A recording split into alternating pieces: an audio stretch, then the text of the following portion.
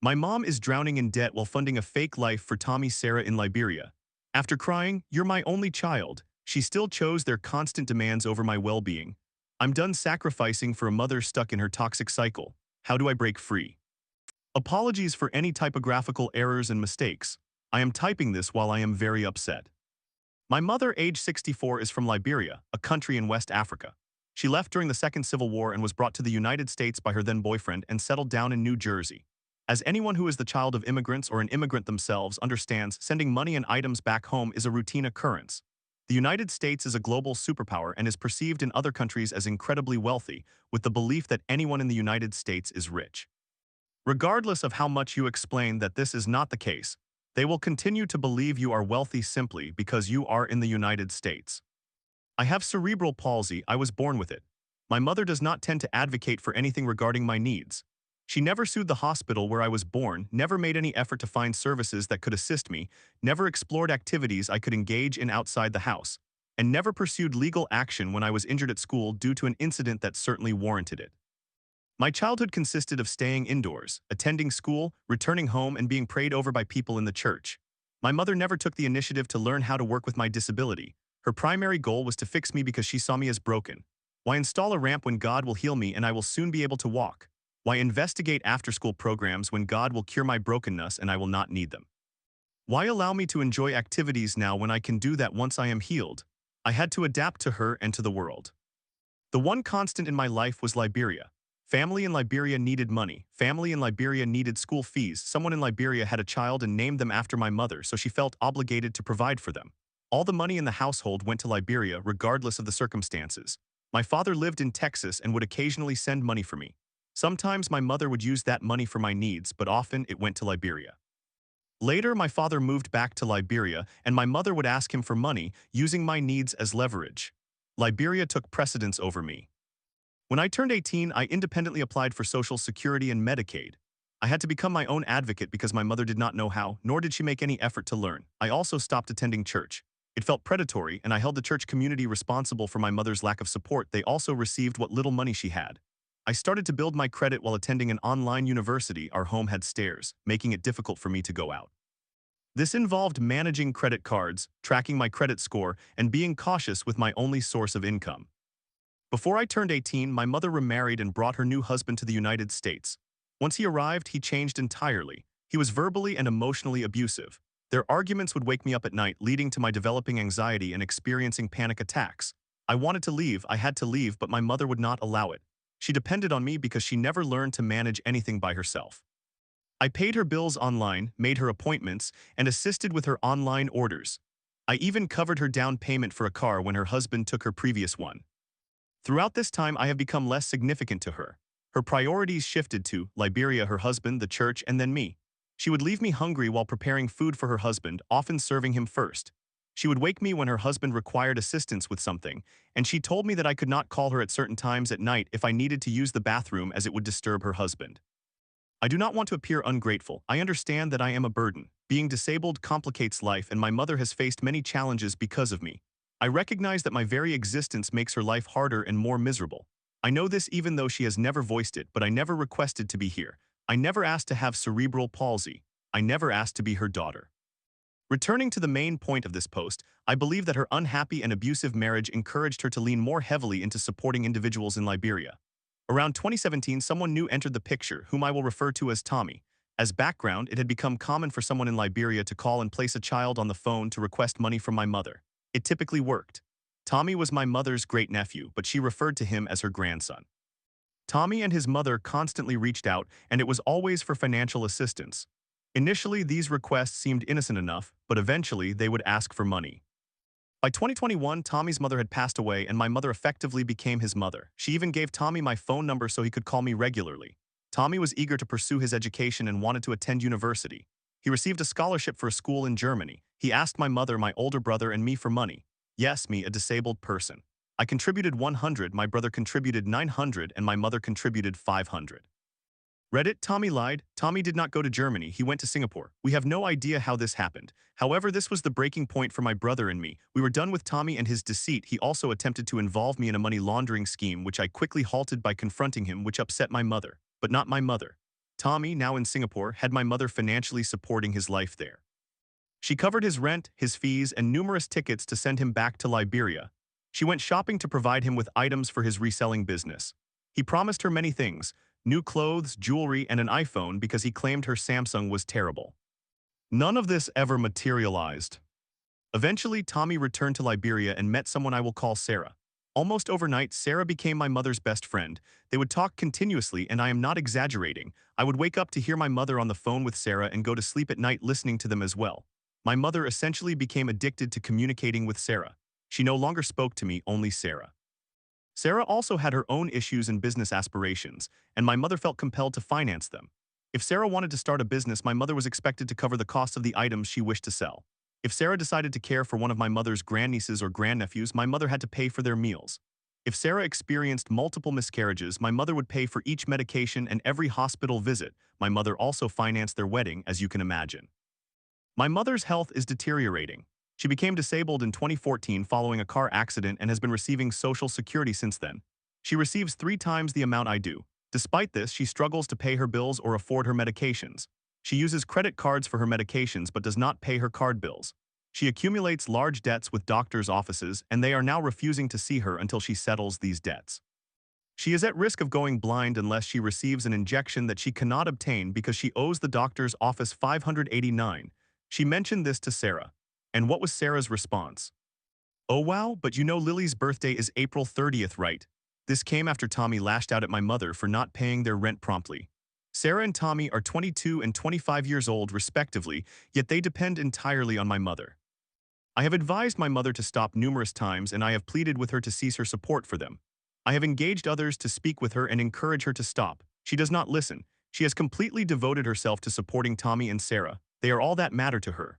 Once I calculated all the money she sent in a single month. She sent $2,769. Yet her bank account is consistently overdrawn because she has credit card bills set to autopay, payment plans with debt collectors, and various other expenses deducted automatically. I cover her phone bill, yet she does not provide me with the funds for her portion of it. The electricity bill remains unpaid this month because her husband insists they split all bills, and she has not given her share. I had to convince her not to spend her last 20 on something to send to Liberia when she required it for gas. It is exhausting. I have given up. I am witnessing her gradually place herself into an untenable situation, and with her health declining, there is nothing I can do. She disregards my concerns. She does not care that I have cried while begging her to stop. She does not care that Sarah and Tommy treat her poorly and exploit her for money. She is trapped, and there is nothing I can do. Edit, thank you for all the advice and kind words. I genuinely appreciate it, and I am certainly going to take your suggestions to heart. I just needed to vent because I felt myself on the verge of another emotional breakdown after my mother had me spend an hour saving photos of Sarah's baby to send to her, solely because Sarah requested it. I carry a great deal of guilt. I feel guilty because the house we currently reside in was purchased with my mother's lawsuit settlement from her accident, as I wanted to escape the old house when she and her husband caused me to develop anxiety. I also feel guilty because she has incurred further debt on my behalf, but this is not my fault. I have repeatedly told her that she does not need to buy me anything, especially if it leads her deeper into debt, yet she continues to do so. We were forced to leave that house anyway because it was falling apart. Most importantly, I did not ask to be born, nor did I ask to be disabled. I contribute more to her than my brother does. I may have caused her burdens through my existence, but I have made considerable efforts to make up for that. I have done everything I could for her, yet when I looked at her, sobbing and begging her to stop sending money to Sarah and Tommy, she returned to me the following day to send more money. You are correct, she chose them. She has prioritized everything over me since my childhood. It is my turn to act in my best interest and to prioritize myself and my needs. Thank you all once again. I will be deleting this account, but know that I am doing my best to extricate myself from this situation. Please send positive thoughts my way and negative energy to Tommy and Sarah. Story 2. Born from a high-risk pregnancy where my mother was immobilized, I learned that stillness meant survival. I've chased muscle and hormones, yet felt empty and disconnected. Finally, I realized my healing starts from the nervous system, not just weights. What will true integration feel like? For most of my life, I could not explain why I felt disconnected from my body. On the outside, I seemed functional. I exercised, built muscle, and remained active. However, internally, I felt emotionally flat, sexually shut down, and hollow in ways I could not articulate. It was not until I looked beneath the surface beyond just hormones and muscles that I began to comprehend what was truly happening. Prenatal psychology. which examines how our earliest environment in the womb shapes our nervous system and lifelong patterns, provided me with the missing piece. My healing journey began even before my birth. Wired for survival before birth. I was born from a high-risk pregnancy. My mother had an infantile uterus, which meant she could not carry a pregnancy safely without complete bed rest. She spent the entire 9 months immobilized, under constant medical supervision, doing everything she could to keep me alive. Prenatal psychology teaches that a baby absorbs not just nutrients but also the emotional and physical state of the mother. When the mother is under chronic stress, the baby's nervous system adapts. In my case, my body learned that movement could be dangerous and that stillness meant survival. My nervous system was wired early on to suppress emotions, reduce activity, and remain quiet, simply to get through. Then at 34 weeks, I was born via cesarean section. While this may appear to be just a medical detail, it is significant. The natural birth process provides a crucial surge of hormones, particularly stress hormones like cortisol and adrenaline, that awaken the baby's brain and nervous system, preparing the body for life outside the womb. Cesarean sections bypass this activation, leaving some systems dormant and never fully turned on. This prenatal environment shaped my body to survive but not to feel fully alive. My sexual energy, emotional responsiveness, and spontaneity were muted from the very start. Early life moving without feelings. Despite these early imprints, I appeared physically advanced as a child. I crawled before 6 months. I walked by 10 months. I spoke before my first birthday. However, emotionally, there was a gap. I was perceived as mature and logical, but I did not feel connected to my emotions or surroundings. There was no spark, no real presence, just functioning. I also exhibited signs of physical imbalance. I struggled with childhood obesity. I wore orthopedic boots. I underwent adenoid treatments. These were not merely isolated health issues.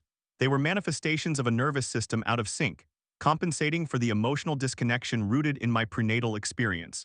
Prenatal psychology explains that children who are wired for survival may excel physically but struggle emotionally, often carrying somatic symptoms as signals of deeper imbalances.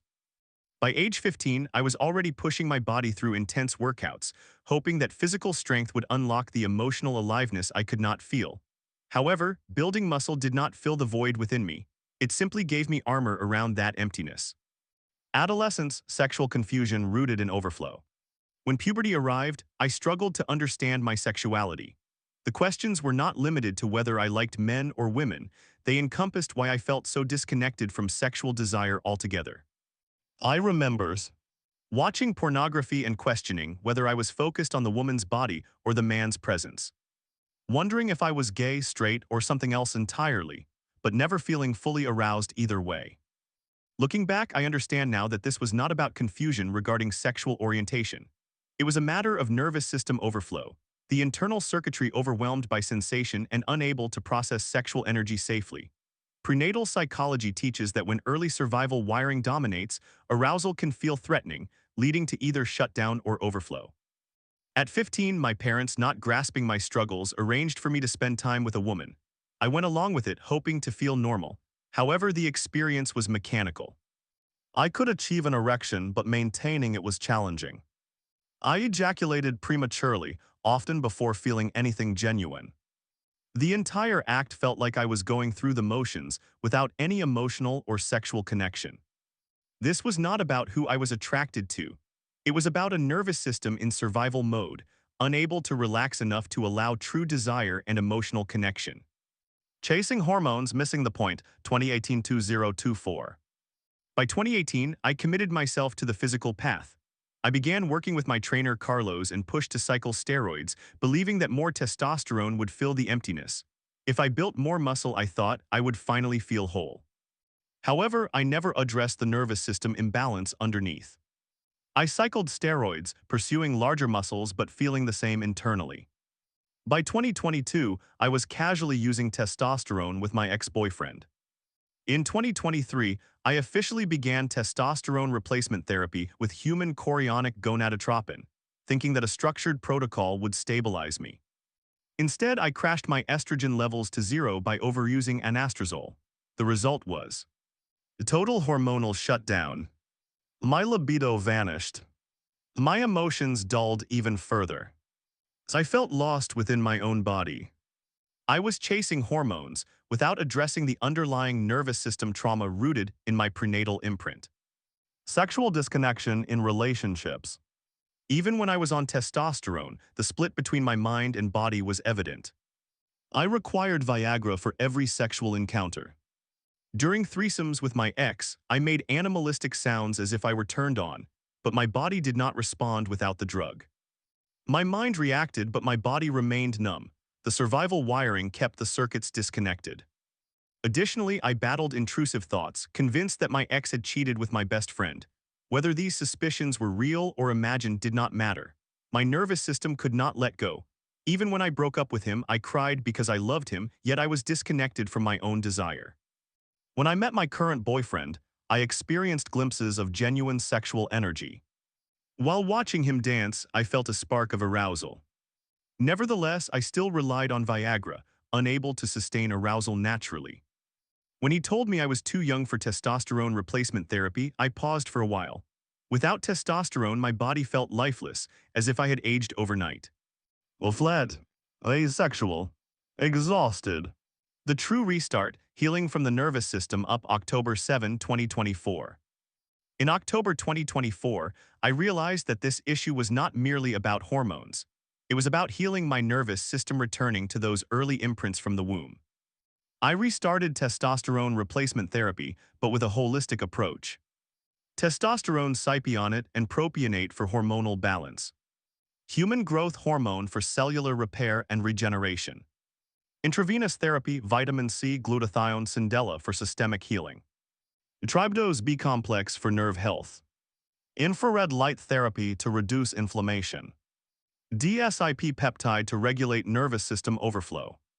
This time, however, the focus was on containment, building the capacity to hold emotions, sexual energy, and arousal safely without overwhelming my system. Prenatal psychology teaches that healing early imprints requires repatterning the nervous system, not just addressing the hormones. That is precisely what I have done. Rediscovering sexual identity, containment unlocks true desire. What I mistakenly identified as sexual confusion was actually overflow concealing my true self. For years, my nervous system could not process sexual desire. It was too overwhelmed, excessively wired for survival. Now, with containment, I can feel arousal without Viagra. Wake up with morning erections naturally. Experience visual libido sparking in everyday life. My sexual identity is no longer defined by labels. It revolves around feeling connected to my body and being able to enjoy pleasure without coercion. Where I am heading, full integration, week 41. Currently, I am at week 28, feeling my sexual energy, emotions, and physical strength aligning. I still use Trimix, but I have better control over my ejaculation and my body feels alive. By week 41, July 28, August 3, I anticipate reaching full integration, the merging of sexual energy, emotions, and physical strength. I will become the person I was meant to be from the beginning before survival instincts rewired me. Prenatal psychology provided me with the map, healing offered me the path. Now I am moving forward on it. Story 3. My dad, the ghost. After years of distance and empty promises, he hugged me tight at my stepbrother's funeral, whispering, "I want to do better." Yet when I graduated, not a word from him. Now I can't help but wonder, does he even care anymore? My parents are divorced. They have been since I was 4 or 5 years old, and I am now 18. My relationship with my father has been distant for some time. They divorced because my mother cheated, which I did not know until I was about 12 years old. After their separation, they both found new partners within a year or two. My mother had a series of on and off boyfriends, while my father found his soon-to-be wife. They both remarried around the same time as their current partners. My stepmother brought children into the marriage with her, and I was genuinely excited to meet them and become a family. I was still a child and simply happy to have new friends. I even welcomed my half-brother into the world because of my stepmother. I love her, she is a very kind woman. However, with her arrival and the 4 new children and teenagers in my father's life, my 2 brothers and I seemed to be set on the back burner. He would sometimes forget to pick us up, or he would completely forget it was his weekend and ask if he could pick us up the following weekend because he was already home. He lived 15 minutes away. Initially, these occurrences were infrequent. Things happen and time flies by, so I understood at that time. As the children grew older, the oldest P moved out, which made it easier for 3 kids to visit more often. My old room was converted into a shared room with my stepsister, which I did not mind as I thought bunk beds were really cool. We enjoyed fun activities together, we went on trips. Once we even took a road trip to Legoland and it was a fantastic experience. As time passed, however, things began to decline again. They moved to another house, and while I still had my bunk beds, there was not much family activity anymore. They began to focus on getting my step-siblings involved in sports. Although it did not take over the entire weekend, every time we went over, there seemed to be a sporting event to attend. I have never been a big sports person. I dabbled in some when I was younger, but nothing ever stuck. Still, I attended these events because I wanted to play with my step-siblings, and we continued to engage in household activities. But as everyone aged, they decided to move houses again. My father spoke with me about converting an open office space into a closed bedroom for me, and I was thrilled at the thought of having my own room at his house. I even went furniture shopping with them to choose a bed set along with my stepsister. However, that never materialized. When they moved in, they gave us a tour with all the furniture, and where they said my bed would go was an office desk and chair. In hindsight, I realized it was probably impractical anyway. I was only there for 2 days every other week, so it did not make sense for me to have a whole room. Nonetheless, I do not understand why he presented me with that illusion. My stepsister had her own room, while my belongings were crammed into the top drawer of the closet next to the only stuffed animal they had given me. My bed was a slide-out bed tucked under my sister's bed, and it never had sheets on it, just whatever spare blanket they had and one of her stuffed animals to use as a pillow if I had not already taken the stuffed animal from the closet. It felt like I was an unwelcome guest. Every weekend we visited, there were sports events on Saturdays that required the young children to leave with the parents, and my father would participate in football games with his friends on Sundays. As a result, family activities became infrequent.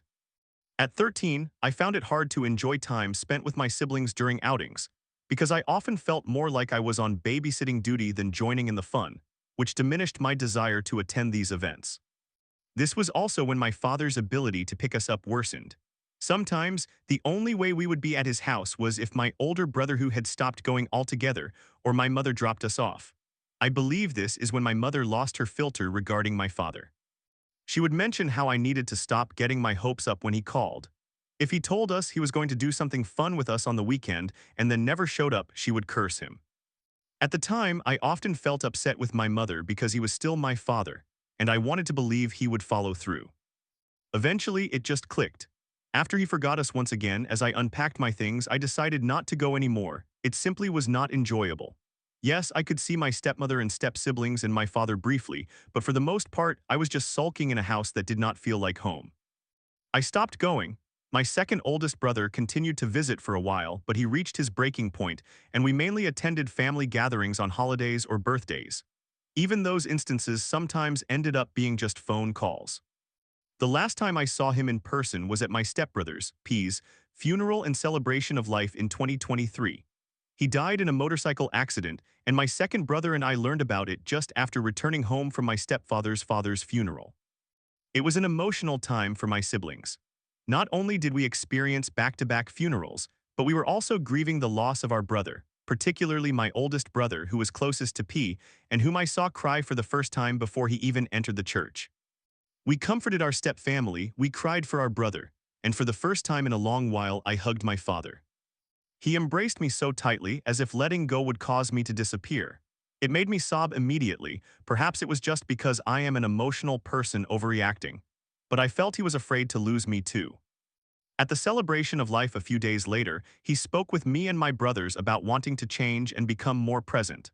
Although we had heard similar sentiments before, this time it seemed sincere. I genuinely believed him. Perhaps I am just a foolish moth drawn to the same shiny bug zapper. Since then, I have not spoken to him. My mother and stepfather lost their jobs, and since I was almost an adult, they thought it best to move back to her home state to be closer to her stepsister and to rebuild our lives. We have bounced back, but it has been over a year since we moved. My father has visited the state multiple times to see his family but has never visited us. It is a large state and I can understand it may be a hassle, but he has not seen me even once since I reached adulthood. He did not even attend my graduation. I completed it online, so it was not an in-person event, but I texted him about it and he did not respond. I waited an entire month for something from him, but there was nothing. I texted my stepmother about it because my father sometimes misses calls and texts, and she replied within 10 minutes, expressing how proud she was of me. She said she would let him know, and it took an entire day to hear from him. When he did call, I spoke with him for a bit and said hello to my siblings and stepmother. However, when we were alone again, he began with the same speech about wanting to do better for me, how he wanted to be more present. I cried because I knew he did not mean it. When Christmas arrived, he attempted to call me, but I had set my phone down to clean and did not notice. I heard my brother's phone ring and did not pay attention until I heard my father's voice, which nearly brought me to tears just upon hearing it. I listened to the conversation, asking my brother to lie and say I was sleeping because I simply could not talk to him. The usual conversation ensued, and toward the end of the call, he began saying he wanted to improve and be there for us. He even mentioned flying us over to see our new stepnephew since my stepsister had recently given birth, an event I had not even known about. Since then, I have felt an overwhelming sense of anger, frustration, and confusion. I do not want to miss him, but I do at the same time. He has made empty promises since acquiring his new family, and I feel as if we are no longer his family unless he feels obligated to acknowledge us. I harbor no ill feelings toward my step-siblings. They have been nothing but kind to me since we met, and my stepmother has always been sweet to my brothers and me. It is just my father. I did not know where to include this earlier, but my brothers are actually my half-siblings that my mother had before meeting my father. He adopted them and gave them his last name. Therefore, I am the only one who is biologically his. Perhaps a part of me wishes he cared because I am a part of him. It does not help that I resemble him.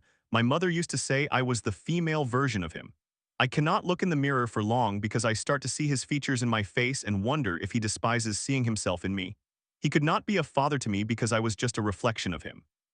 There are days when I become triggered by something, and I can feel my eyes filling with tears as I miss him. Nights often pass where I wonder if things had been different, would he have been my father? I am an emotionally sensitive person. I cry at the smallest things. I cannot discern whether I am simply being overly sensitive about this or if he has indeed been unkind, as my mother claims he has been to us. I apologize if anything came across poorly. I wrote this through tears. Story 4. My husband, after 14 years, revealed a shocking betrayal. He recorded our intimate FaceTime session despite my clear plea not to. "You should be flattered," he said, then flipped the blame on me for lying about my pain meds. How do we move past this? My husband, a 40-year-old male, and I, a 39-year-old female, have been married for 14 years and together for 17. Last night, after an unusual night out drinking, we were in bed cuddling and chatting. He mentioned that he had something he needed to share with me. I felt a bit anxious, but I did not believe it could be anything too serious. It did not seem like the kind of moment one would spoil with something dreadful. But it was shocking news. He had recently been on a work trip and was away for 6 weeks. I had sent him flirtatious photos in the past, but when he suggested video, I felt uncomfortable. I lacked confidence in myself and in my body. However, this time I felt more self-assured, so I ventured out of my comfort zone. We engaged in video sex via FaceTime. Before we began, I made him promise that he would not record it. I even checked during the session to ensure he was holding to that promise. He assured me he was not going to record it. He spoke in a way that convinced me he respected my wishes and understood how vulnerable I felt. Returning to last night, he began by expressing how attractive he found what we did and how amazing it was for him. My heart sank. I asked him if he had recorded it. He replied that he had, just a portion of it.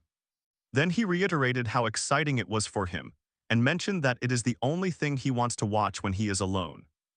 I fell silent, my body tensed. He asked if I was angry. I could not even articulate how I felt.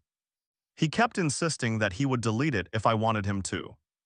I told him it was not solely about the video, it was about the betrayal. He had promised me he would not record it and then lied to my face. He understood what he was doing in that moment, yet I am still not sure he grasped how much of a betrayal this was. I told him precisely that. He acknowledged it and repeated that he would delete it if I wished. I did not say much more. I simply told him I wanted to go to sleep because I did not want to think about it, I could not. Then he became defensive and said, "This is why I don't." But he did not finish his sentence. Now all I can ponder is what he was going to say and what justification he was about to offer. Was he finally coming clean? A month later, what did he expect me to feel? This morning, I went through my usual routine. I got the kids ready for school and said goodbye as if everything were normal. But it is not. I need to have a serious discussion about it. I need to explain that I am not angry, I am deeply hurt. However, I do not know what kind of response from him would not cause even more pain. Is this as significant as it seems to me? If he reacts defensively again, how much damage will that inflict on our relationship? We have faced many challenges during nearly 20 years together. Minor betrayals and disagreements are part of all relationships. But this feels more painful than anything. Now I realize he is capable of looking me in the eye and lying during a moment that was vulnerable and sacred for me. How can I trust him again, not just in this instance because it will not happen again, but with anything? He has broken something and I do not know how to mend it or even if I want to. Update long and emotional still processing. Thank you all for your comments and support. I have started to read through them, but while I was doing so, my husband called, and I wanted to share what happened while it is still fresh in my mind, or at least as much as I can recall, because my emotions really clouded my memory of this conversation. He called while driving to his next job, and we were discussing dinner plans for the evening. I stated, we need to have a conversation too. He finally gave me the apology I had been seeking and a lot more, although not in a positive way. He said he was sorry he recorded it, but he thought I was aware that he was going to. I was confused. I reminded him that I explicitly asked him not to, even during the act, and he said something along the lines of, yeah, but you said it like no, so I thought you knew I was. I reiterated that I clearly remembered him saying no sincerely. I had trusted that. Then he told me I should be flattered that he wanted to keep it, suggesting I could make money off it. He claimed he had such a beautiful wife that he preferred watching me over pornography. It felt like a tangled mess of pathetic excuses, like he was desperately searching for anything to prevent me from being upset. He kept insisting he would delete the video. Again, I reminded him that it was not just about the video, it was that he had lied to my face. He knew what he was doing, and he deceived me in a moment that was intimate and vulnerable for me. He apologized again multiple times, then he became defensive. He claimed he knew I would hold this over his head, that I always do, and that I would bring it up later, whether a month from now or a year. I attempted to convey to him the intense physical pain I felt when he revealed the truth last night and how it resurfaced during our current conversation. The pressure in my chest, the sting in my fingertips, even my teeth hurt. It is a sensation I have only previously experienced during deep emotional pain and not in many years. He completely overlooked it. He asked, "What do you want me to say? What can I do?" I replied that I did not know. The only thing he could do was wait for me to trust him again. Then he took the conversation precisely where I had always feared he would. He deflected the blame. He claimed I lied to him all the time. So now I am going to be honest because I seek genuine feedback. I want to know if this is comparable. I am a chronic pain patient. I lost my pain management doctor a year ago when the Drug Enforcement Administration began enforcing strict regulations on providers prescribing long-term opioids, even for patients like me who have legitimate, documented needs. That doctor had me on a dosage that allowed me to function in my life, not high, just manageable. When I lost him, I endured months without relief, and my husband had to shoulder much of the responsibility at home. Eventually, I found a new doctor, but they are much more conservative. I now receive a little less than half of the medication I used to take. It helps, but it is insufficient. Some days I take more than the prescribed amount. I have never taken enough to feel euphoric or unable to function. You would not even suspect anything by looking at me. Yet when I run low, the pain becomes intense and I am unable to do what I used to do. The house gets disorderly, chores accumulate, and then he has to pick up the slack. He inquires how many pills I have taken, and I have lied. I say 3, the prescribed dose, or 4 when it is actually 5 or 6. I do this to avoid conflict. That is the truth. He brought this up today and claimed that was why he lied to me, to avoid a fight. I told him I did not believe it was the same. Taking an intimate, emotional moment and trampling my consent while lying directly to my face felt like a far greater betrayal. He said he was not angry with me for feeling this way, but he seemed to be like he was attempting to present himself as generous for not raising his voice at me, as though he were the one granting me forgiveness now. He continued insisting that we both make mistakes and that I should not use this against him in the future. I do not know. Honestly, I feel numb right now. I can sense my mind trying to shut this down. I have experienced trauma. I have undergone therapy. I understand what dissociation feels like. This is it. It is as if a blanket barrier prevents me from breaking down in the moment but suppresses the pain until it emerges again later, more intensely. Perhaps that is why he believes I bring up past issues. It is not because I want to punish him, but because I could not process it then. I am uncertain of what to think anymore. Story 5. Fell for my best friend, but she wasn't ready. "What are you gonna do about it?" she smirked. I was crushed when she texted, "I don't think it would work out," leaving me wallowing in heartbreak. Now I'm stuck sharing a cabin with her for summer camp. I am a 16-year-old female. Okay, so this has been happening for about 2 years, and it has recently come to an unsatisfying conclusion. However, I felt compelled to express my feelings. I guess I will start from the beginning. In October of 2023, one of my friends, whom I will call Sunshine, invited me to go trick-or-treating with her. Admittedly, I did not participate in that activity due to some friend-related trauma that occurred on that holiday, which somewhat ruined it for me, but I thought, why not? Everything went well initially, but I soon noticed a shift in our dynamic. She held my hand because she thought it felt cold, and when we returned to my room, we cuddled while watching television. I understand that many close, straight friends, usually female friends, engage in this kind of behavior. Perhaps it was my fault for interpreting her actions as something more, but my 14-year-old heart could not help but fall for her. As the months passed, I chastised myself for developing feelings for a friend, especially a straight Catholic friend. Yet she began to subtly flirt with me using affectionate nicknames such as Honey, and the real kicker was when she called me Wifey, which made my heart flutter each time. She would also hint occasionally about not being attracted to guys. In January of 2024, everything came to a head. We attended an event hosted by an organization we were both a part of, and while we were cleaning up, she jokingly declared, "Guess what, you're gay." I thought her statement was amusing and laughed, albeit confused, saying, "Wow, you don't say." We went upstairs to put items in cars, and upon returning inside, she said, "Guess what, I'm gay too." My heart soared. However, if this was her coming out to me, I did not want to overshadow her moment with my own feelings. Instead, I asked her if she was being serious, and when she nodded, I hugged her and said, "I am so proud of you." When I inquired about her journey of self-discovery, she panicked and responded something along the lines of, "Oh, that's not important," which prompted me to tease her until it dawned on me that I was her awakening. After a week filled with anxiety and texting my brother for advice on how to proceed, I decided to address her feelings again because we needed to communicate. When I asked her if I was her awakening, she confirmed with a smirk, "What are you going to do about it?" I told her that I knew exactly what I wanted to do, but I also recognized that this was all new for her, and she likely needed time to explore her feelings rather than rushing into anything.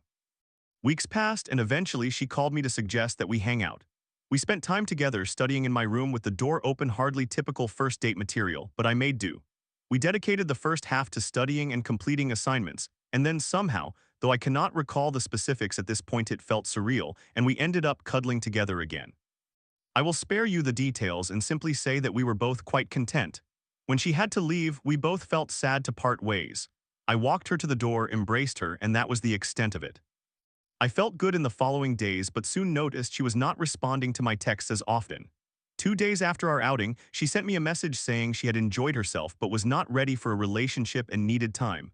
Although it hurt, I understood her perspective. A month later, after minimal communication, she randomly called me to say that she did not think we would ever work out together.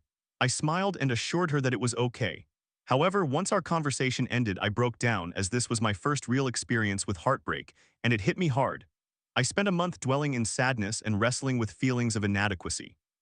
When May arrived, it was time for room assignments at the summer camp where I would be working, the one she had originally encouraged me to join. When I saw her name beside mine, my heart sank, but not necessarily with relief. I was to spend the summer with her in a small cabin, talk about the "and they were roommates" trope. Surprisingly, she was excited and suggested we go shopping for decorations. So we did, and eventually passed the time at a bookstore where she found a poetry book she had been seeking. I watched her read the book, her bright smile illuminating her face perfectly.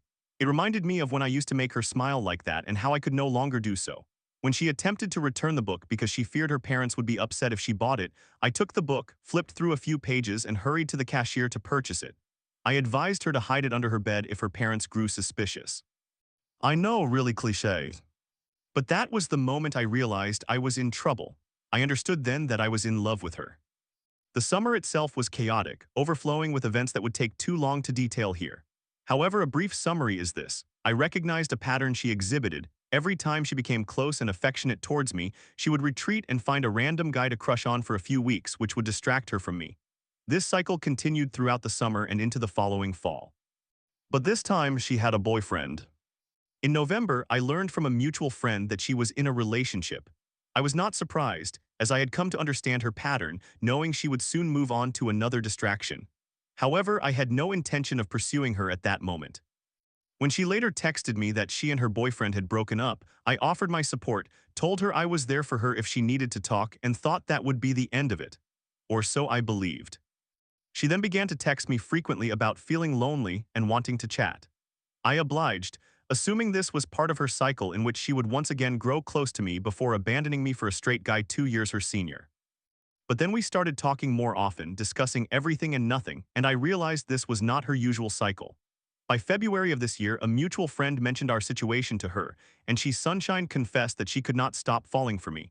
She expressed fear about losing me if we ever broke up, but she was also scared to admit her feelings in the first place. Then last March, she called me and essentially apologized for leading me on and for not recognizing it. She expressed her inability to love me in return due to her upbringing and for hurting me. I told her it was fine now that she understood her mistakes. She explained that she flirted with me because she did not remember a time when we had not been close, which hurt. The main thing this conversation provided me was the closure I needed to finally feel free and ready to move on. During this period, back in March of this year, my friends encouraged me to connect with another girl. I did, and she seems quite interesting. I am apprehensive about starting anything new since I am still healing, but I also do not want to make her wait or worse yet, unintentionally lead her on. I cannot determine if I genuinely feel attached to her or if I am simply trying to convince myself to see her in a different light in order to find her attractive. I apologize for such a long post. I typically do not share much here, but I thought that writing everything out would help me process my feelings. I am not necessarily seeking advice unless you have suggestions for navigating the situation with this new girl I am trying to understand. I hope you all are doing well.